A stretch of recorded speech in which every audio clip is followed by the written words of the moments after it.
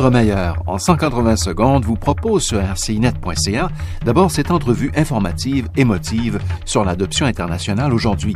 Josiane Arsenault-Dubé est parente adoptante et conseillère en adoption pour enfants du monde. Oui, c'est toujours formidable de pouvoir annoncer à des parents qu'il y a un petit être au bout du monde qui les attend, qui pourrait devenir leur enfant, mais il y a un travail sous-jacent qui est un peu toute l'analyse du dossier médical de l'enfant qui est alors très important et les parents donc ont quelque chose de très difficile à faire parce qu'ils ont à dire oui ou non à un dossier d'enfant et ça quand on doit refuser un dossier parce que le besoin spécial ou les risques que ce besoin spécial-là dans le pronostic peut apporter, c'est quelque chose de quelquefois très très difficile et très déchirant aussi pour les parents. Puis vous pouvez cette semaine en apprendre plus sur le phénomène des femmes canadiennes qui ont un premier enfant à 40 ans.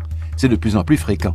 Pour vous en parler, Francine Descaries, professeure au département de sociologie de l'Université du Québec à Montréal. La question de l'articulation famille-travail est encore une question qui se pose pour la plupart des familles et surtout, faut-il ajouter, pour les femmes qui, même si les hommes maintenant partagent un peu mieux les travaux domestiques ou surtout les soins d'enfants, ce sont encore, et toutes les études le confirment, ce sont encore les femmes qui ont ce qu'on appelle la charge mentale de la famille. Enfin, dans notre meilleur de la semaine en 180 secondes, il est question de la fête de l'Halloween cette année, fin octobre, qui s'inscrit sous le signe de la peur des clowns terrifiants. Vous habiller en clown cette année pourrait être à vos risques et périls. C'est même une infraction pénale en droit français, j'imagine que c'est la même chose en droit canadien. Nous, on peut qualifier ça de violence commise sur des mineurs. La peine maximum encourue est de 3 ans de prison, de 75 000 € d'amende.